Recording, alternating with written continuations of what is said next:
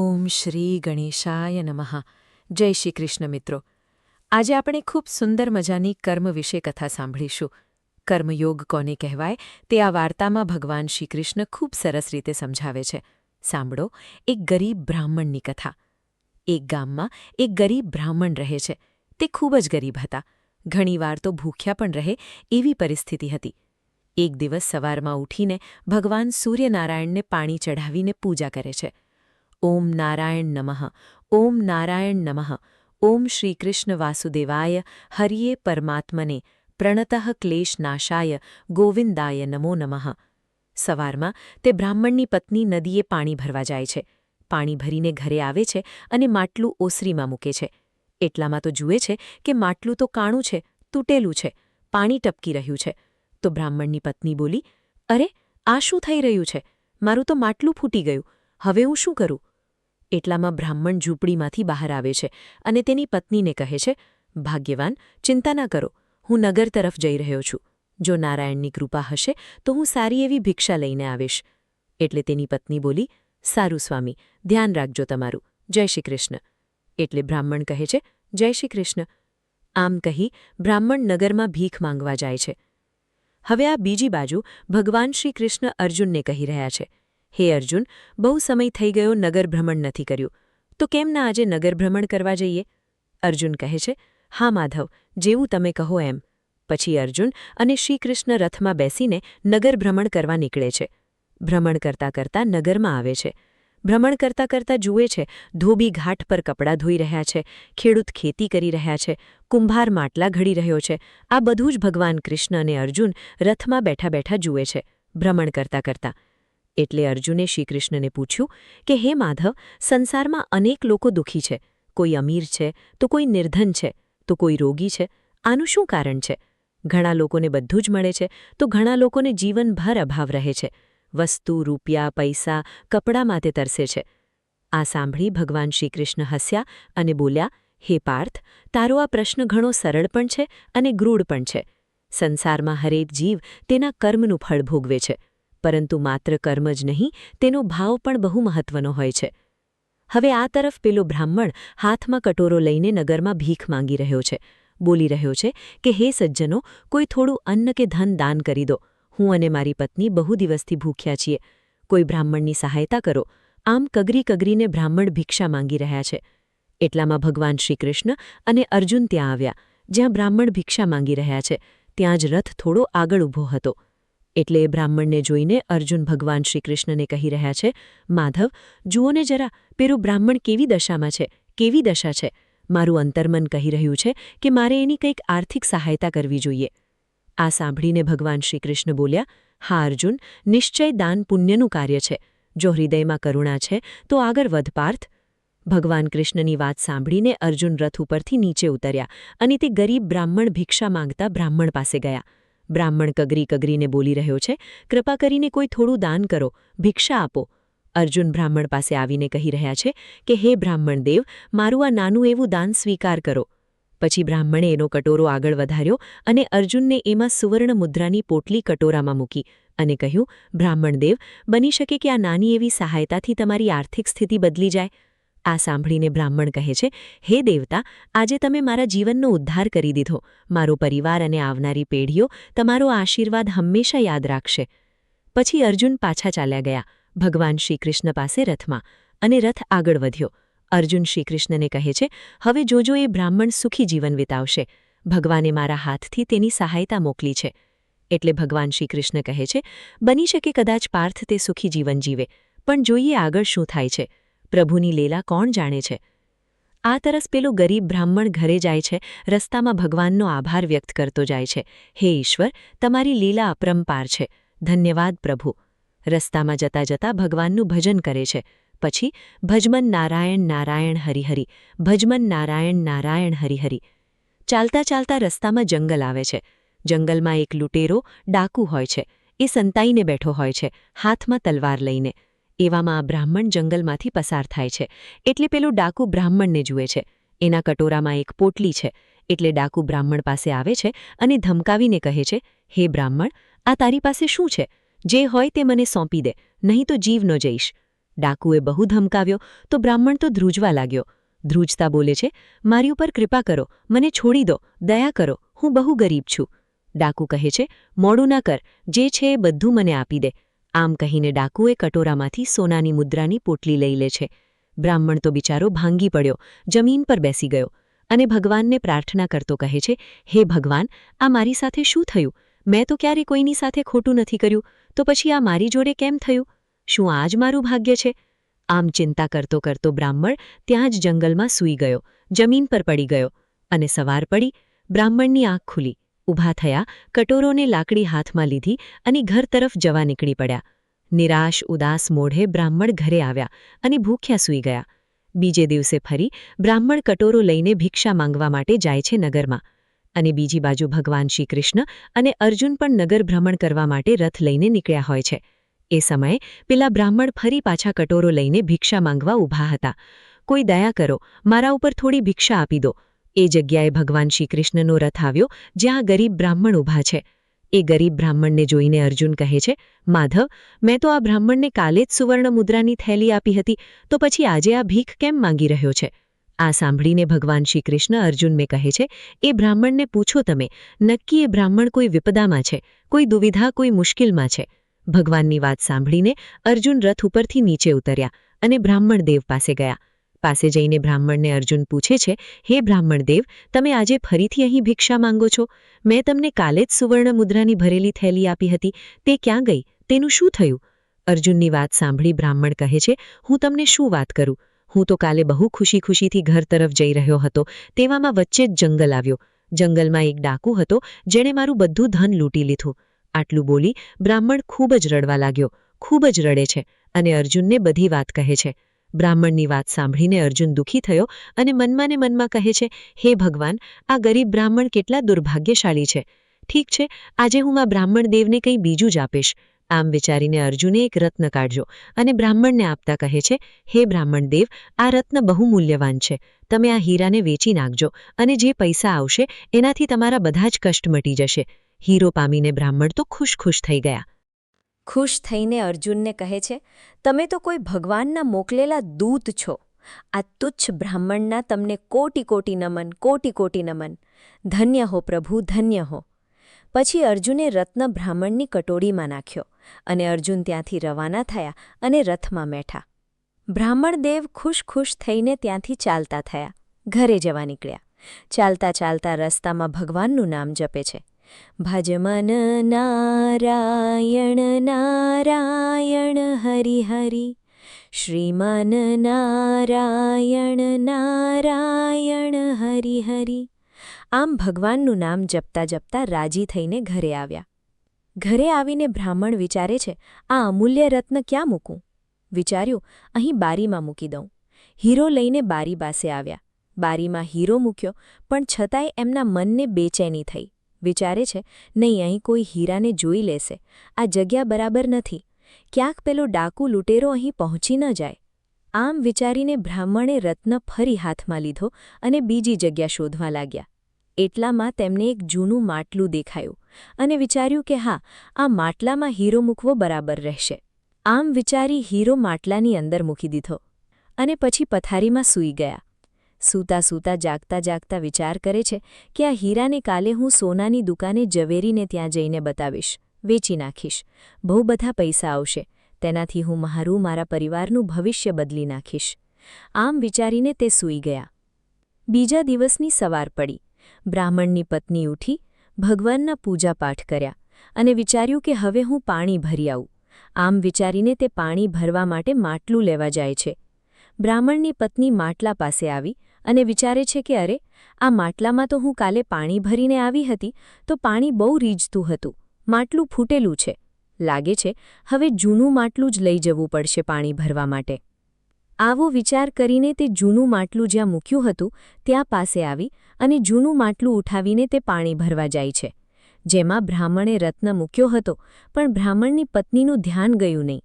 તેણે માટલામાં જોયું નહીં અને એમ જ માટલું લઈ લીધું અને બ્રાહ્મણનું પણ ધ્યાન ન હતું. એ તો ભગવાનના મંદિરમાં સેવા પૂજા કરી રહ્યા હતા, ભગવાનના નામ જાપ કરી રહ્યા હતા. શ્રીમન નારાયણ નારાયણ હરિ હરિ ભજમન નારાયણ નારાયણ હરિ હરિ. આમ ભગવાનની પૂજા કરી રહ્યા હતા. તેમનું ધ્યાન પૂજામાં હતું એટલે તેમની પત્નીએ જે જૂનું માટલું લીધું એ બ્રાહ્મણને ખબર ન હતી. બ્રાહ્મણની પત્ની એના પતિને કહે છે કે હું હમણાં પાણી ભરીને આવું છું. આમ કહીને તે પાણી ભરવા ચાલી ગઈ, જૂનું માટલું લઈને, જેમાં હીરો મૂક્યો હતો. નદી કિનારે આવી અને બ્રાહ્મણની પત્ની પાણી ભરે છે, પણ પાણી ભરતા ભરતા માટલું પાણીમાં ડૂબી જાય છે. હાથમાંથી માટલું છટકી જાય છે અને ડૂબી જાય છે. બ્રાહ્મણની પત્ની બોલી, અરે, મારું માટલું ડૂબી ગયું, અરે રે, હવે શું કરું? આમ દુઃખી થઈને ઉદાસ થઈ ઘરે પાછી આવી. જેવી બ્રાહ્મણની પત્ની ઘરે આવી એવા જ બ્રાહ્મણદેવ બોલ્યા, અરે, પેલું જૂનું માટલું ક્યાં ગયું? તો એમની પત્નીએ જવાબ આપ્યો, સ્વામી, હું પાણી ભરવા નદીએ ગઈ હતી, પરંતુ પાણી ભરતા ભરતા એ માટલું પાણીમાં ડૂબી ગયું મારાથી. બ્રાહ્મણ બોલ્યા, અરે, શું કહે છે તું? જૂનું માટલું પાણીમાં ડૂબી ગયું? અરે ભાગ્યવાન, એ જૂના માટલાની અંદર તો મેં બહુમૂલ્ય રત્ન મૂક્યો હતો. બ્રાહ્મણની પત્ની બોલી, અરે, મને આ વાતની ખબર જ ન હતી કે તમે મૂલ્યવાન રત્ન માટલાની અંદર મૂક્યો છે. પણ શું કરું, પાણી ભરતા ભરતા માટલું મારા હાથમાંથી લપસી ગયું અને પાણીમાં ડૂબી ગયું. મેં જૂનું માટલું એટલા માટે લીધું હતું કારણ કે નવા માટલામાં પાણી બહુ રીઝતું હતું, એટલે મેં વિચાર્યું કે જૂનું માટલું લઈ અને પાણી ભરી આવું. આ સાંભળીને બ્રાહ્મણ તો જમીન પર બેસી ગયો, માથા પર હાથ રાખીને એ કિસ્મતને કોસવા લાગ્યો. કહે છે, હે ભગવાન, તમે મારાથી કેમ નારાજ છો? મારા ઘરમાં નથી ધન ટકતું કે નથી રત્ન ટકતો. શું મારું જીવન આવા જ અભાવમાં વીતશે? બ્રાહ્મણને રડતા જોઈ તેની પત્ની બોલી, સ્વામી, ધીરજ રાખો, જે આપણી કિસ્મતમાં હશે એ જ મળશે.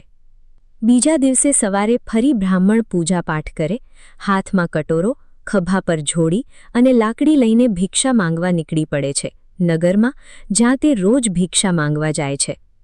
નગરમાં ભિક્ષા માંગતા જોઈને ભગવાન શ્રીકૃષ્ણ અને અર્જુન તેની પાસે આવ્યા. અર્જુન કહે છે, આજે શું થયું બ્રાહ્મણદેવ? આજે ફરી કેમ ભિક્ષા માંગવા આવ્યા છો? કાલે તો તમને બહુમૂલ્ય રત્ન આપ્યો હતો, એ રત્નનું શું થયું? એટલે બ્રાહ્મણદેવ કહે છે, હે પ્રભુ, શું કહું તમને મારા દુર્ભાગ્ય વિશે? કાલે જે તમે મને કિંમતી રત્ન આપ્યો હતો એ મેં ઘરે જઈને મારા એક જૂના માટલામાં મૂક્યો હતો. મારી પત્નીને આ વાતની ખબર ન હતી, માટે બીજે દિવસે સવારે મારી પત્નીએ રત્ન મૂકેલ માટલાને પાણી ભરવા લઈ ગઈ. પાણી ભરતા ભરતા માટલું એના હાથમાંથી છટકી ગયું અને એ માટલું નદીમાં વહી ગયું, રત્ન સહિત. આ સાંભળીને અર્જુનને બહુ ક્રોધ આવ્યો અને ભગવાન કૃષ્ણને કહે છે, હે માધવ, હવે તો સાબિત થઈ ગયું કે આ બ્રાહ્મણ દુર્ભાગ્ય છે, ભાગ્યહીન છે. હું એને હવે કંઈ નહીં આપું. આ બ્રાહ્મણને જેટલું પણ આપો બધું જ વ્યર્થ જાય છે. હું એને હવે કંઈ જ નહીં આપું. અર્જુનની વાત સાંભળી ભગવાન હસ્યા અને બોલ્યા, પાર્થ, ક્યારેક ક્યારેક ઈશ્વરની યોજના મનુષ્યની સમજણથી પરે હોય છે. તો અર્જુન કહે છે, પરંતુ માધવ, આટલું બધું થઈ ગયું, એટલું બધું મેં આપ્યું, તો હવે શું બાકી છે? ભગવાન કૃષ્ણ બ્રાહ્મણ સામે જુએ છે અને કહે છે, બ્રાહ્મણદેવ, આ લ્યો 2 પૈસા. ભગવાન 2 પૈસા બ્રાહ્મણના કટોરામાં મૂકે છે અને કહે છે, બ્રાહ્મણદેવ, આ 2 પૈસા કોઈ શુભ કાર્યમાં વાપરજો. હવે ભગવાનની આવી આશ્ચર્યજનક વાત સાંભળી અર્જુન શ્રીકૃષ્ણને પૂછે છે, હે માધવ, આ કેવું હાસ્ય છે? જ્યારે સોનાના સિક્કા અને કિંમતી રત્ન આ બ્રાહ્મણને સુખ ન આપી શક્યા, તો આ 2 પૈસા શું કરી લેશે? 2 પૈસાનું શું થશે? ભગવાન હસ્યા અને બોલ્યા, પાર્થ, સમયની રાહ જુઓ. ઈશ્વરની લીલાનું રહસ્ય હજી ખુલવાનું બાકી છે. આ બાજુ બ્રાહ્મણ 2 પૈસા લઈને ઘરે જવા નીકળી ગયો. ચાલતા ચાલતા બ્રાહ્મણ વિચારતા જાય છે, અરે, આ 2 પૈસાનું શું આવશે? આનાથી તો રોટલી પણ નહીં મળે. લાગે છે ભગવાને પણ મારો સાથ છોડી દીધો છે. આવી રીતે ઉદાસ મનથી તે ચાલ્યા જાય છે. જતા જતા રસ્તામાં તેણે જોયું કે નદી કિનારે એક માછીમાર માછલી પકડી રહ્યો છે. માછીમારની જાળીમાં એક મછલી પકડાયેલી છે અને તે તડપી રહી છે પાણી વગર. તે તડપતી માછલીને જોઈને બ્રાહ્મણ ત્યાં ઊભા રહી ગયા. તડપતી માછલીને જોઈને બ્રાહ્મણને પણ પીડા થઈ, દુઃખ થયું અને બોલી ઉઠ્યા કે હે જીવ, તારું જીવન પણ મારા સમાન કષ્ટમાં છે. મને ભોજન ન મળે તો કંઈ વાંધો નહીં, પણ તું તો મરી જઈશ આમ તડપીને. આ 2 પૈસાથી તને ખરીદીને તારું જીવન તો બચાવી લઉં. બ્રાહ્મણદેવ માછલીની પીડા જોઈ ન શક્યા અને તે માછીમાર પાસે ગયા અને બોલ્યા, હે ભાઈ, આ માછલી મને વહેંચી દો. માછીમાર કહે છે, હા લઈ લો, પણ આ માછલીની કિંમત 2 પૈસા છે. બ્રાહ્મણ કહે છે, હા ભાઈ, લો આ 2 પૈસા અને મને માછલી આપો. બ્રાહ્મણ મનમાં વિચારે છે કે પહેલાંની જેમ આ 2 પૈસા પણ કોઈ લૂંટી લે એના કરતાં તો આ જીવને બચાવી લઉં. કમસે કમ 2 પૈસાથી કોઈનું જીવન તો બચી જશે. મનમાં આવું વિચાર કરી રહ્યા છે. પછી માછીમાર માછલી બ્રાહ્મણને આપી દે છે, 2 પૈસા લઈ લે છે અને પછી ચાલ્યો જાય છે ત્યાંથી. બ્રાહ્મણ માછલીને હાથમાં પકડીને કહી રહ્યા છે કે હવે સુખેથી શાંતિથી પાણીમાં રહે માછલી રાણી. એટલામાં અચાનક બ્રાહ્મણની નજર માછલીના મોઢામાં જાય છે. માછલીના મોઢામાં કંઈક અટકેલું છે. બ્રાહ્મણ બોલે છે, અરે આ તારા મોઢામાં શું અટકેલું છે? ઊભી રહે, હું તારા મોઢામાંથી નીટાળી લઉં. આ શું છે? પછી બ્રાહ્મણ માછલીના મોઢામાં હાથ નાખીને આંગળી વડે અટકેલી વસ્તુ નીકાળે છે અને પછી માછલીને પાણીમાં વહાવી દે છે.